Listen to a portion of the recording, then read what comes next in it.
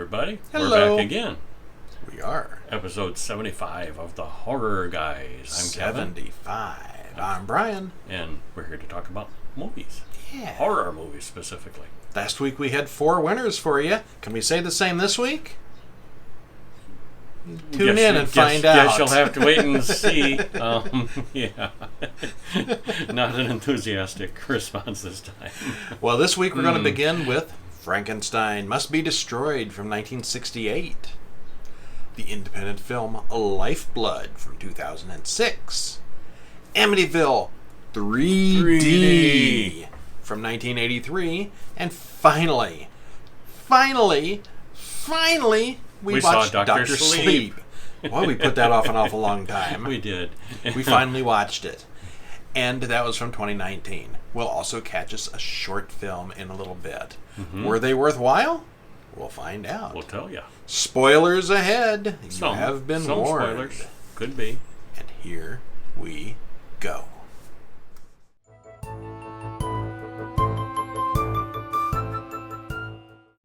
So first off was Frankenstein Must Be Destroyed, one of those Hammer films from 1969.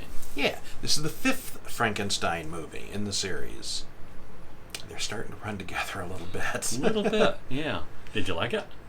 I did. Yeah. It was different from, different from the others. It was kind of different, yeah. It was more medical and less med doctory. More mad science, less monsters. Yeah, Yeah. Mad science fiction. 1969, directed by Terence Fisher, written by Burt Batt, Anthony Nelson Keyes, stars Peter Cushing, Veronica Carlson, and Freddie Jones. Hour and 41 minutes. Hammer film, Amazon in the show notes. You know the routine. Pick up a copy. We make a few cents if you do. Yeah, and tell us what you think of it. Yeah. Yeah. Are we crazy for liking these things? Implying that you should watch it. So there's a spoiler.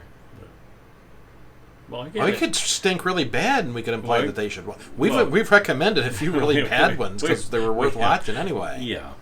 Anyway. But this is not one of them. It is reasonably entertaining. Mm-hmm. Yeah. All right, so we watch a man get beheaded in the street by a hidden assailant carrying an empty hat box. But we already have a pretty good idea who it's going to be. And what's going to... We initially thought, oh, there's a head in the box. No, there's a head going to be in the box. Yes. Well, then we see a burglar go into an abandoned building and find himself in Frankenstein's hidden lab. A horribly disfigured bald man comes in, carrying the no longer empty hat box, and they fight. The burglar gets away, and the bald man pulls off the rubber mask, revealing surprise, Dr. Frankenstein. Still alive and kicking. And the poster for the movie shows this bald, disfigured man. And it's on a mask for about 30 seconds. It's a good mask, though, too. It's really not if you look at it closely. Well, don't look at it closely. Okay. Well, it's Dr. Frankenstein. It's clearly a mask. Yeah. And Frankenstein disposes of the body he was working on as the burglar goes to the police. He's got one of those labs with a handy trap door in the floor that you can just dump things down into and they vanish. Straight to the sewers. Straight to the sewers. Yeah, very convenient. Very handy to have one of those. Yeah. Well, the police arrive and find a mostly deserted lab, and they start looking for all the doctors in the area. The police inspector thinks it might be a doctor, but he won't jump to conclusions. We go through the same conversation 3 or 4 times in the film with him not quite wanting to assume it's a doctor. He was a bit of a comic relief, kind of. He was kind of doofy. Yeah, because the police never come to anything in this. Yeah. They don't storm the castle. They don't really do anything. Not much. They investigate. Yeah, they're there. Yeah. Something to get away from the doctor for a few minutes, I guess. Yeah. Well, in the meantime, Frankenstein rides out of town once again on his wagon. He rents a room from Anna Spengler, who runs a boarding house in a neighboring town. Well, Anna is dating young Dr. Carl Holst, who works at the nearby asylum. He also steals cocaine from them to pay for Anna's mother's stay at the asylum. Stealing from the asylum to pay the asylum. Back in the good old days when cocaine was medicine. Yes, it was illegal to have, but it was still medicine. It was a there's lots of illegal things to have right now that are medicine. Kind of a controlled substance. You couldn't just freely take it like he was. Yeah, that was illegal. It was somewhat controlled, but yeah, it was medicine. Okay. You could buy it in much like pain pills. You could buy it in Coca-Cola, real Coca-Cola. Yes, okay. Yeah. Well, anyway, Frankenstein overhears a man in the boarding house talking about Dr. Brandt, an inmate in the asylum. He's lost his mind. Well, Frankenstein knows Dr. Brandt, who is an expert on transplanting people's brains.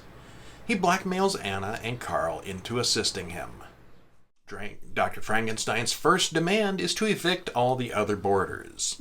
These guys are kind of jerks. It's kind of funny also. Yeah, they're kind of weenies. They're whining about it. Mm-hmm. Well, he and Carl start robbing medical supply companies to rebuild the lab. The man at the asylum explains that Dr. Brandt is hopelessly insane, and he tends toward violent outbursts. Frankenstein, on the other hand, wants to preserve Brandt's mind, and they are both experts in brain transplants after all. Mm-hmm. Yeah. Frankenstein and Carl break into the asylum to liberate Brandt. They aren't exactly subtle about it, and it doesn't go well. It doesn't go smoothly. Yeah. And the police soon realize that Brandt's old collaborator, Dr. Frankenstein, may be involved. Brandt has a heart attack, and they have to find another body to hold his brain. They decide that Dr. Richter, Carl's boss, would be an ideal candidate. So Frankenstein swaps the brains. Yeah. Yeah, easy peasy. But then the problem, you got a dead body. What do you do with it? Bury it in the garden. Yep. Except, there was a lot of dark, very dark humor in this. Yeah, this is one of the funnier ones. It really was. The breakout. I think after the fifth film, you can't take it too seriously. Yeah, and then this scene with the water main breaking. Yeah. Right where the body is buried. Well, we haven't even got to the body yet on my side. Okay. So Dr. Richter soon ends up on a table in the lab, prepped for surgery. But before that, however, Frankenstein decides he wants a little more from Anna. Oh yeah, I forgot that happened and first. He rapes her. It seemed kind of out of the blue. It sure did. And a little bit uncharacteristic of the Frankenstein character. Very much, yes. He's never been interested in women or sex before. He's just interested in his words. Science. Yeah. And the trivia is kind of interesting with Cushing was strongly opposed to doing this. He was kind of the opinion like, why? But they convinced him to do it. And they wanted it to be a lot more graphic, where he ripped off her top and exposed her breasts. And he insisted on it being toned down. And I guess from he's a classy old British guy. And the two actors, he was more embarrassed about it and felt worse about it than she did from the trivia, from the interviews and so forth. Yeah. The director thought it needed more sexing up. Yeah, I guess so. Which is strange, because none of the others had much of that. Yeah. But there is a somewhat explicit, for 1969, rape scene in there. It's a definite rape. Yeah. So they plan to wake up Brandt in 2 days, and then everything will all be over for all of them. Like they're going to go out for chop suey, like the guy last week. Yeah, all better. Well, a water main bursts, and Anna sees a dead man's arm flop out from the hole in the water. In the water stream is going. And this is where they hid Dr. Brandt's dead body. So then she's got like the worst day ever. Yeah, it's pouring rain too, in addition to the water main, and she's frantically soaking wet, digging up dead bodies in the garden. Because a lady has said, I'll run to get the water commission, and so she's on so Anna's frantically, a minute or two, frantically trying to haul the body up, and she's sopping wet and filthy. You've had a bad day when. Yeah. It's gross and horrible, but yet kind of funny. Very, yeah.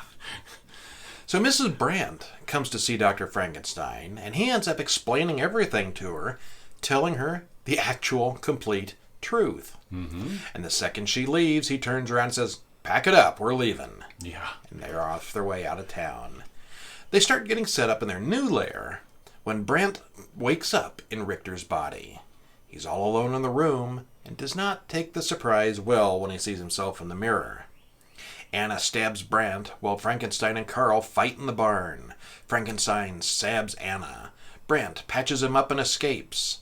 He goes home to his wife, and that goes about as well as can be expected, since he doesn't look like himself anymore. But he does convince her. Sorta. Yeah, sorta. Yeah. Does he convince her? I think so. Does he just sort of keep her prisoner? No, because she was talking to him when he was barely conscious, right after the procedure. She sort of believes. And yeah, and he repeats the question she asked about her hair color, and he told her what she said, and so I think she mostly believes him. Okay.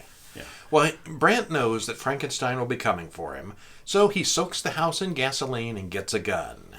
There's got to be better ways to get revenge. You'd think. Not in a Hammer film. No. Frankenstein comes in, they fight, and the house burns down. A classic Hammer ending with he starts a to building escape, going up in flames. but Brant grabs him and drags him kicking and screaming back into the burning house. So, the end. It's the end of Frankenstein. We'll never see him again. I don't know how many more of these there are. It might be getting close. I don't know. Well, most of the trivia I read on this involved the notorious rape scene, which, well, nothing special compared to modern films, was pretty explicit for a Hammer film. It does, like you said, seem very out of place for a Peter Cushing Frankenstein, and does not fit in with the character much at all either. He's never wanted anything like that before. It just seemed really kind of unnecessary here, and maybe they just didn't think Frankenstein seemed evil enough up to that point.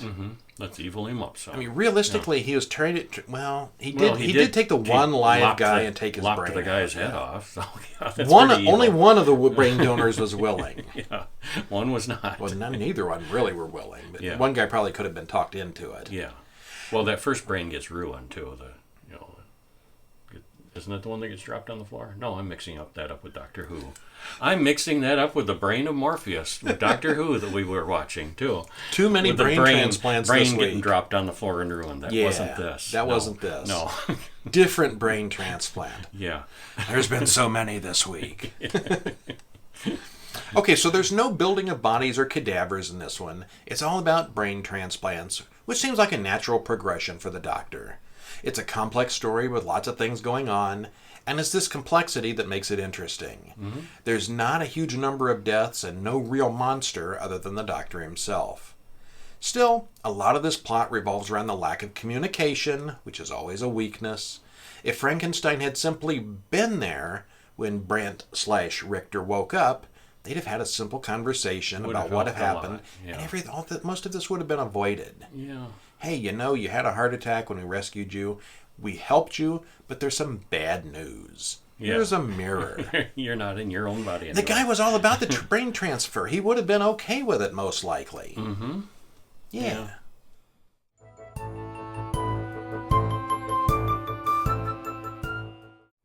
Oh, well. Yeah, what you gonna do?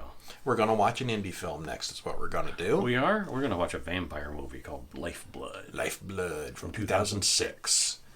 And you can't even get this movie on itself, so the Amazon link that we're going to link to sends you to an anthology of 50 films. Tomb of Terrors is a collection that it's in. So for like $20, you get 50 films. But what a deal that would be. What a deal that would be if these movies were good. We don't know. We know one of them. We don't know about the others. 2% of these movies we're going to talk about here right now. You're going to be mean, aren't you? Nah, I've been worse. I've seen worse. He's going to be mean. Nah. I've seen worse too. I was entertained. Overall, I was entertained. I didn't throw up. It was a worthy effort.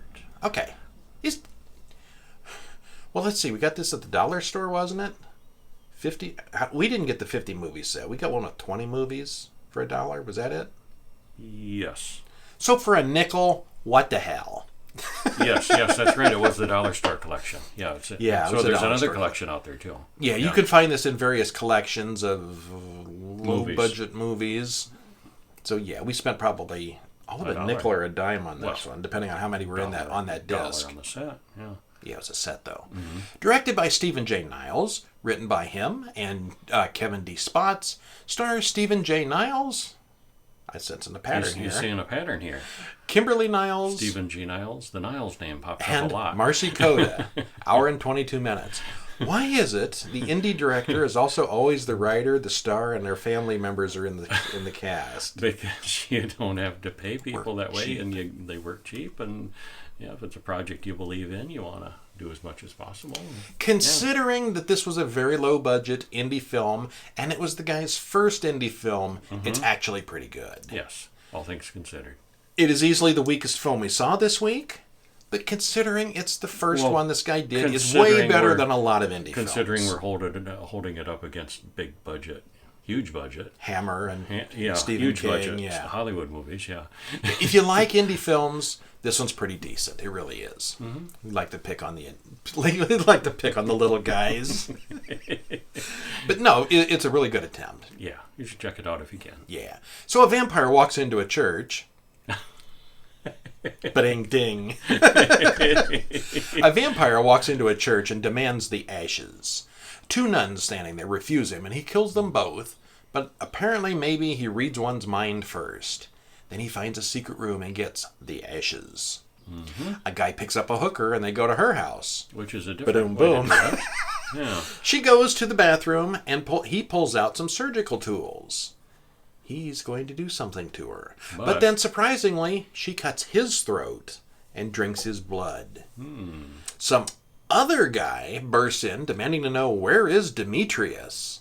And he nails her hands to the floor, and when she mouths off to him one too many times, he stakes her. Yep, she's a vampire. Yep, burst into Poof. light and dust, and yeah. Well, we switch scenes to a dimly lit bar, where a dimly lit is taken quite literally. You did throw in the dimly lit, yeah. Yeah, this bar scene was pretty bad. That might have been its weakest point, I think, throughout. The lighting. A lot of darkness, a lot of dimness. That you can do darkness in a movie, but it was sometimes hard to see. I think they filmed this in a real bar, like between shows or something like, and they couldn't really set up studio lighting. I think it's a real lighting in a real bar. Yeah. It's not bright enough. That would be my biggest complaint, I think, about the movie. So they go to this dimly lit bar where the Ashes vampire leads a girl out to his car. He starts to suck her dry, just as the hunter guy, whose name turns out to be Carl, runs up shouting, "Demetrius!" And then there's a foot chase and Demetrius gets away. The dead girl's friend, Sheila, runs into Carl the vampire hunter, and he drives her home where he meets Sheila's sister, Clara. And we get about 15 minutes of soap opera action there. Demetrius goes home to what appears to be a goth club, or maybe all the vampires just wear black and look morbid. They were very gothy, yeah. His master, the King Wraithwood, demands his respect. He wants the blood of the descendants, and we don't know what that is yet. We get various scenes explaining that Carl's wife was killed sometime in the past, and he's seeking revenge on Demetrius. He goes to see a drug dealer named MD, who tells us what a badass Demetrius and Wraithwood are. A pair of vampires kill some young people in the woods. Carl meets Wraithwood, who explains all about the descendants. There are only two descendants left, Sheila and Clara. The blood from these two can resurrect the long-dead Countess. What? Typo. What? Sheila is misspelled there. Sheila. That's like an Irish-Australian name, isn't it? Mm-hmm. Hey, you be a Sheila.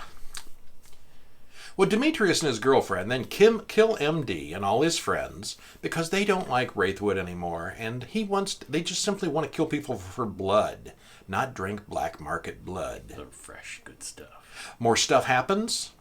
Mm-hmm. That just covers about an hour there. And eventually Demetrius has Carl. Stuff happens. Yeah. And eventually Demetrius gets Carl tied up in his lair, while Wraithwood has the blood and the ashes. How will it all end? The white-clad Countess makes short work of the goth club vampires, while nerdy little Carl overpowers Demetrius and kills him. Spoiler. Yeah, we said that. There'd be spoilers. Spoiled that one, didn't you? Yeah, well, I spoiled. I saved time. Thank me later. Well, this one's a little hard to evaluate. If this was a first-time indie filmmaker, and it was, then this is a really pretty good for a low-budget indie film.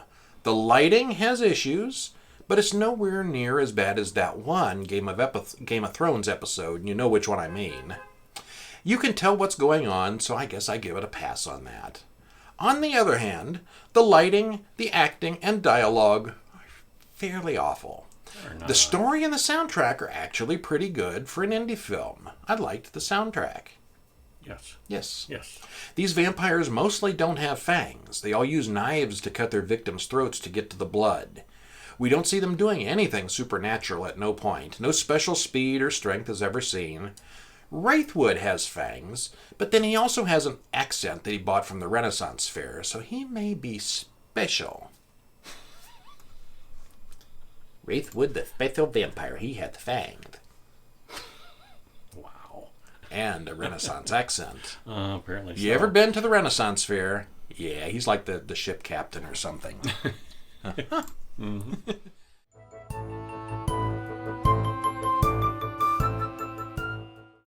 Well, speaking of fangs, Shaw's. We saw a sort. We saw a sharpie. Yes, we did. We both have sharpies. Yes, we saw a short film called Snakeskin this week, and this is just released this past week, so it's new. This year, yeah. Directed by Wesley Clapp, written by Sidney Barbara and Wesley Clapp, stars Sidney Emanuel, Bernice Amelia Cross, and Elizabeth Hartnett. 18 minutes. None of the stars, none of the writers, and none of the directors seem to be interrelated. So, take that how you want. I don't know what that means. Yeah. They were all related in the indie film. Well, the writer and director's the same person. So, what'd you think? I liked it. I liked it too. Mm-hmm. I won't say that I understood it exactly. I give it a thumbs up. But I did like it. I think I understood it. Yeah. There are a lot of unanswered questions. Unanswered questions, certainly. Yeah. Yes. But overall, very well done. I think I understood what was going on. Okay, so a young couple are moving into a new house, and the girl is very emotional about it, but not in a good way. They mention that he has a pet snake. Foreshadowing there. Or not. They meet the neighbors, an old man and his wife with dementia. Emmy is an artist, and she acts really flaky, and he is a little borderline abusive about it. He seems a little hostile. Well, Em starts painting outside, and she meets some more of the neighbors who want to tell their story in a painting. Then the husband opens the mail and finds something he doesn't like. He angrily goes off in search of Em, and he winds up at the neighbor's house too. And they are a weird group, and let's leave it at that. They dress in white. Yeah, he finds her in the basement, and it's not at all what he expected to find. That's all we're going to say about that. Yeah, it is. Yeah. You should watch this. It's 18 minutes, so it's a little bit long, but it's good. It's worth it. Yeah. Well acted, well scripted, and there's no fluff or filler here. It starts out all emotional and melodramatic, but as the story progresses, things just get weirder and weirder. I'm not sure I completely understand the ending, unless the point of the film is some problems just take care of themselves.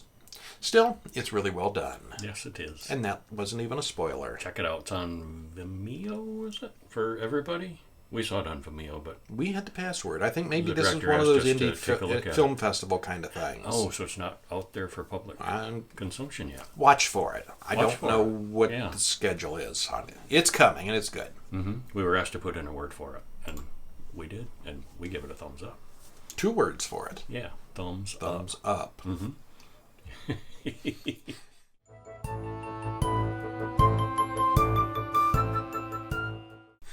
And speaking of thumbs up, Amityville 3D is next from 1983. Thumbs up? And that doesn't give one from me. It wasn't that bad. It was unnecessary. But, so were the next 6 probably. But thank goodness that, with the resolution at the end of this one, that they didn't have to make any more. They couldn't make another one after this, could they? They were done. Yeah. So this is Amityville 3D. Was the last Amityville movie. Also known as Amityville 3 The Demon. And I seem to remember this being called The Demon when it was released. I remember it being the 3D really being pushed. Yeah. 3D. Directed by Richard Fleischer, written by Daniel Ambrose, stars Tony Roberts, Tess Harper, Robert Joy, hour and 45 minutes, and there is an Amazon link in the show notes where you can pick this one up. And it's not so much I felt like it was bad, mostly just unnecessary. It was unnecessary. There wasn't anything I hadn't seen before. And I'm not saying that because I saw the movie before. I mean, literally, this has all been... Yeah, it was unnecessary. They took a generic standard haunted house film and put in 1 or 2 hooks to the Amityville backstory and shot it in the Amityville house. There's not much to this that involves Amityville. A handful of poltergeist, a handful of this, a handful of that. Very generic ghost story. Yeah. So a couple goes into the Amityville house and is greeted by an old couple. They're going to have a seance. Turns out the young couple is a pair of reporters, and the old people are faking the whole thing. They're a couple of scam artists. The next day, the reporters go back to investigate some more, and they find a hole in the basement, a so-called doorway to hell. The reporter ends up buying the house because it's such a steal. Nobody wants to buy it. Huh. He says people are way too superstitious. And the realtor gets locked in the fly room and ends up dying there. Heart attack, they say. Yeah. Melanie, the photographer, took photos of the realtor the previous day, and in all the photos his image is defaced. Why? Well, Melanie gets a scare from Dolores, the Amityville housekeeper, and John has a bad experience in an elevator. Two things that also have no explanations. Later that night, Melanie finds out that the house gets cold. Yep. John's teenage daughter and her friends explore the house and end up in the basement. Nothing happens. John's photographer partner... Teenage. Did you look up how old they were? For those of you listening to the audio version, I'm doing air Finger quotes, yes. Teenage. Did you look up how old they really were? Because I know how you are with these. Oh, I didn't. I didn't need to. Let us know. They weren't. Yeah, no, they weren't. So the teenage daughter and her friend explore the house and end up in the basement, but nothing interesting happens there. John's photographer partner is burned to death in a traffic accident caused by crazy flies. So apparently the Amityville Horror can reach out across town. It's not just the house. Across time and space. The daughter and her friends grab a Ouija board and start a seance. Nothing happens. They steal a boat and go out on the water. The daughter comes into the house soaking wet, but won't talk to her mother. Turns out she's actually dead. She fell out of the boat and drowned. That must have been a ghost inside the house. Must have been. Finally, they call in a paranormal investigation team, and things start to really happen, sort of, maybe. The demon in the basement eats the paranormal investigator, but the dead daughter's spirit escapes, and the entire house explodes spectacularly. So, happy ending. No more Amityville House. The end forever. Did you figure out the ages? Well, I got as far as Meg Ryan and then got tired of looking. Meg Ryan was 22. Okay. Meg Ryan was 22, and... the main daughter was... Lori Loughlin. 25. 25? Yeah. That's almost old enough to pay for kids to get into college, isn't it? She was in high school. She was a teenager, and her little teenage friends were having seances and stuff. No, by 25, she was probably paying her way through Harvard. There's a little bit of the reason that I didn't enjoy this. It contributed to my lack of enjoyment. It always does, watching people in their 20s being teenagers. It bothers me. When it's really, really bad. I thought Lori Loughlin looked like a teenager in this, but I thought Meg Ryan looked a little too old to be a high schooler. I really did. Yeah, she's looking... I'm not going to say old. Well, she looks way too old to be 15. Yeah. Okay, so it's pretty slow and not much happens, at least early on. It does include early appearances by both Meg Ryan and Lori Loughlin. And the main guy, I've seen him and stuff in like the 80s, but he sort of disappeared at some point. Is he dead? Oh, I don't know. Tony Roberts? Tony Roberts. Haven't seen him in many years. I don't think he's dead. No, he was born in 1939. He's just... Well, that doesn't make him dead. He's just up there. Last thing 2017. Last thing he did was a TV movie in 2017. Yeah. Dirty Dancing? The TV movie. Max Kellerman. Made for TV guy. Okay, well anyway, he's not dead. So it's pretty dated, and not much really happens in this film. There are many shots of the famous house, but other than that, this could have been literally any other haunted house movie. Nothing in this really relies on any of the previous films or characters. There's one throwaway line about the DeFeos being murdered. Oh yeah, they mentioned that. Yeah. And of course you see the windows, and there's a basement with bad things in the basement. There's no red room. It's just now it's a well. Yeah. So yeah, they changed a lot of stuff. All right, so a lot of things that happened are simply there for 3D effects, like the house blowing up, poles, frisbees, and other things flying at the camera. Very much a 3D movie. Stuff like that. Overall, I'm not going to recommend it. It's not that good. I don't think it's necessary. Unless you want to collect the whole set of Amityville movies, of which we will. there are. We do. There's, 14 of them? We got them all. Yeah. Yeah. Too soon to retire. All right. Speaking of thumbs down.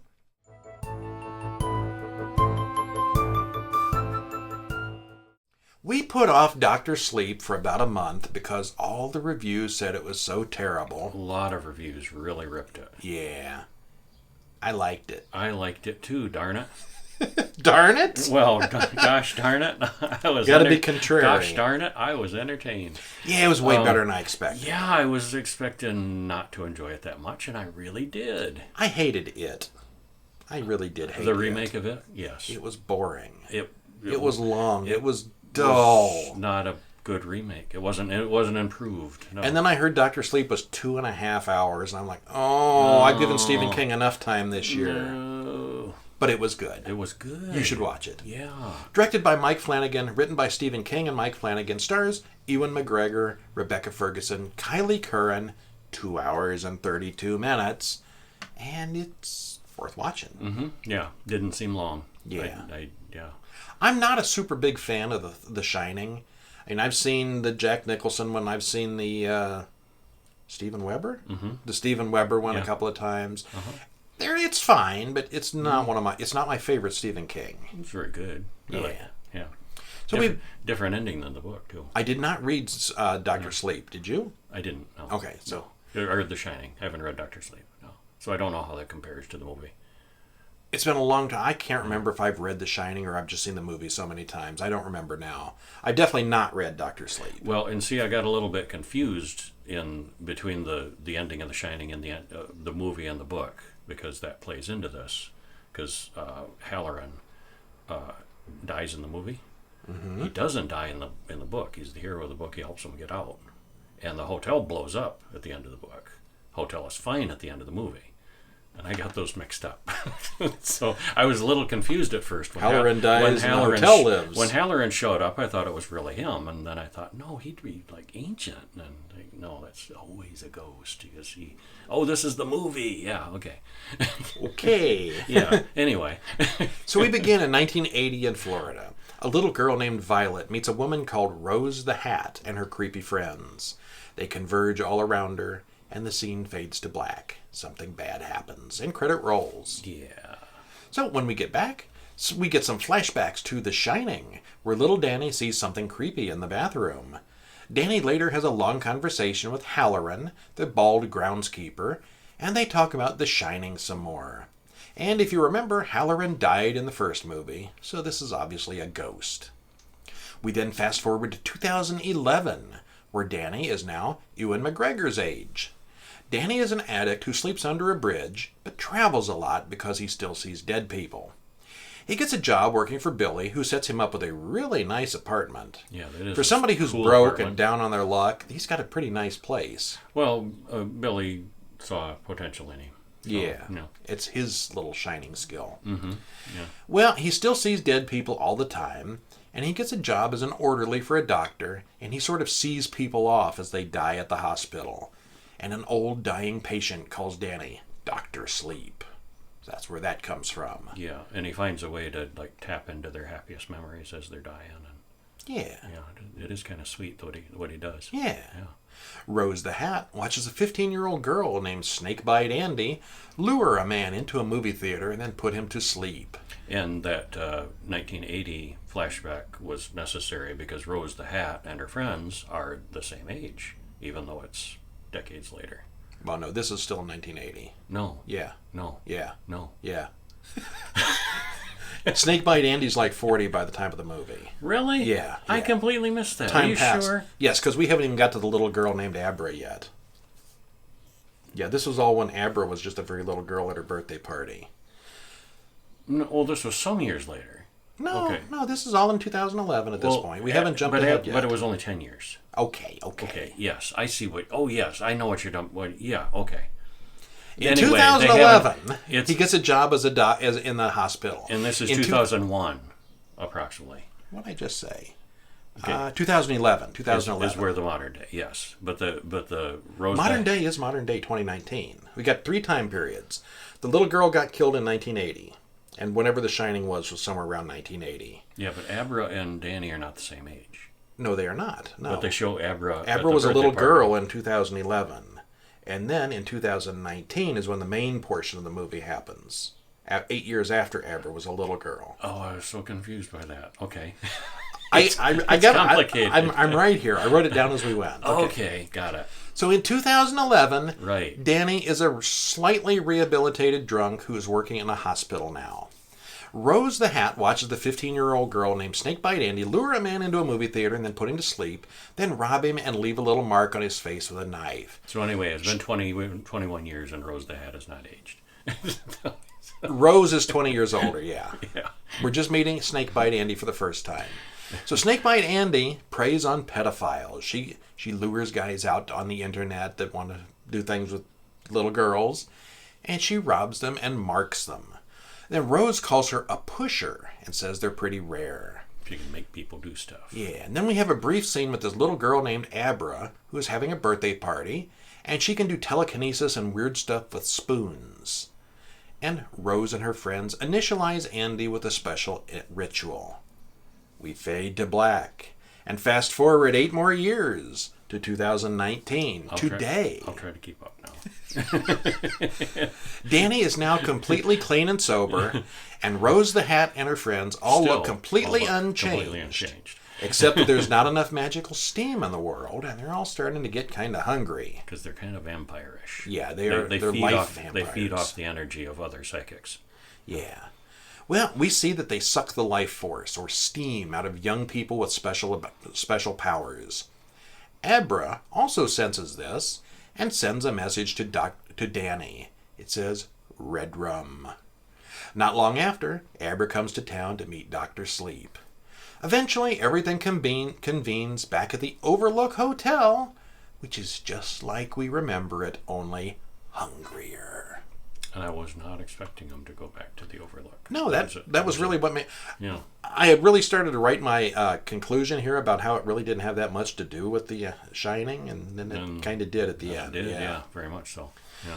Okay, so for the early scenes, they recast all the actors from The Shining to reprise their roles for flashbacks and new scenes. They had little Danny, they had the mother, they had Halloran, and yeah, it was. And they even had a Jack Nicholson. Yeah, they did. Yeah, Henry Thomas does a really good Jack Nicholson in this role. Wouldn't have fooled me, but I know what he was doing. Mm-hmm. Yeah. They also rebuilt most of the Overlook sets for the final climax, which was pretty cool. Yeah, the director actually got actual plans that Kubrick used on the set construction and recreated it very meticulously. Yeah. Well, the majority of the story doesn't really have a great deal to do with The Shining, other than the one main character, until the final half hour at the Overlook, which definitely ties in a big way with the original. Mm-hmm. I thought the first 2 hours kind of felt like a slow-paced, extra creepy X-Men film. Yeah, very much. The villains have their well-organized and trained super team, and the good guys just have to get their act together before the climactic battle. And they all have superpowers. Yeah. And actually, if you forget about the Stephen King Shining connection and look at it as a dark superhero story, it's actually pretty good all on its own. Yeah, very much. So, and I think that's why I liked it. It's not all supernatural. It was more of a superhero film. Mm-hmm. There's still gore and death and ghosts, but yeah. It's like a good superhero film. Superhero-y. Yeah. Okay, so this got pretty awful reviews when it came out, and Stephen King overall has a pretty rotten record with films. This was actually pretty good. I liked it.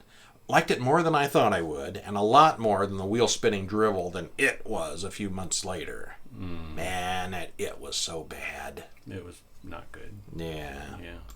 Long and boring. It Chapter 2 was worse than It Chapter 1.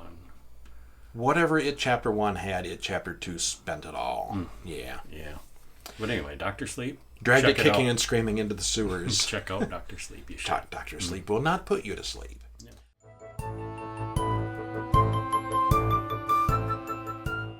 And that is our show for this week. Thanks for joining us. Stop in during the week at horrorguys.com for all our reviews in writing. Every single one of them. Mm-hmm. Get ready for next week, where we'll be watching some more classics and modern films. We've got an interesting selection going on here. We have M from 1931. Peter Lorre. I think it may have been his first film. Never saw that. Neither have I. I have a graphic novel version of it, but I never saw the movie. Which came out first? The movie. Okay. So yeah, it's considered a classic, and I've never seen it. I have not seen it. No. The Reptile from 1966. Kind of a very hard-to-get Hammer film. Never released in the USA. Don't ask me how I got it, but we're going to watch it. I shan't ask. The Amityville Curse from 1990. Just to anchor everything in a mired down. We're going to watch it. I'm sure they get their momentum back, and like this will be like the best of the four. Yeah. And Mandy from 2018. Another one I've heard a bunch about. Mm-hmm. Nicolas Cage. Mm-hmm. That's gonna be an interesting collection. Yep. Mega super historical classics and Amityville Curse and everything in between. See you next week. See ya.